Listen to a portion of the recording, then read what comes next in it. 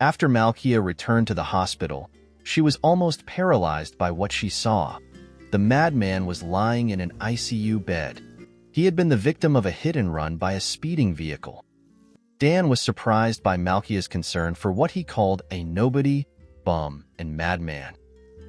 This statement angered Malkia, causing a disconnect between her and Dan.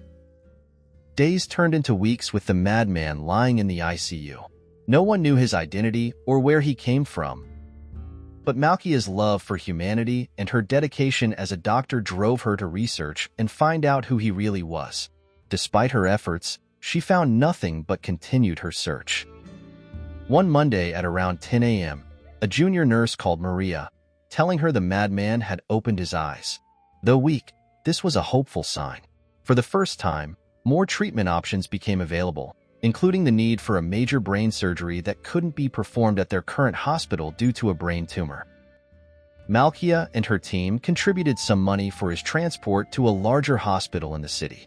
Despite the madman's inability to speak and the pain he was enduring, Malkia sympathized with him deeply. A day was set for the journey, which required meticulous medical preparation for the 8-hour trip. The day for the transfer arrived, and after checking in at the National Hospital, a surgery appointment was made. Malkia prayed for the madman to be given a second chance at life, promising herself that she would make him part of her family if he recovered. By this time, Dan was unhappy with Malkia's dedication to her work and started a relationship with another nurse. However, his violent nature soon ended that relationship, revealing his true character. The appointment day came, and Malkia, along with her friends, held a prayer for the madman before he was taken into surgery. Hours passed with no news, leaving Malkia in tears. Everyone could see her deep, unexplainable connection to the madman, a connection rooted in true love. After a grueling 5-hour operation, the madman was moved to the ICU on life support. 2 hours later, his condition stabilized, and he was transferred to the recovery ward. Days and months went by, and although he couldn't recall his name, he was no longer mad. Malkia suggested they call him Adam. Over time, he became a charming, caring, and handsome man. 8 months later, Adam fully recovered from his injuries. He and Malkia fell in love and began courting for marriage. Further research revealed that Adam was a young medical lecturer at Garissa University who had lost his memory due to a terror attack by Al-Shabaab on April 2, 2015. As time went by, he reunited with his family and regained his full memory.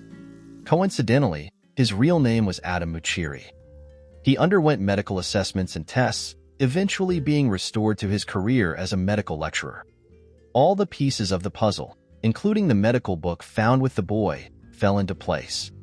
Meanwhile, Dan had become a drunkard, jobless, and living in the city in poor conditions. The same man who once referred to Adam as a bum. Malkia and Adam, now united in marriage, started an organization to help mentally disturbed individuals finding a greater purpose in life. They even vowed to help Dan, showing their commitment to compassion and humanity.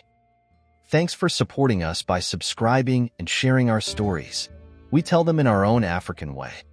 See you in the next video, and remember to click the bell icon to be notified of new uploads. Thank you.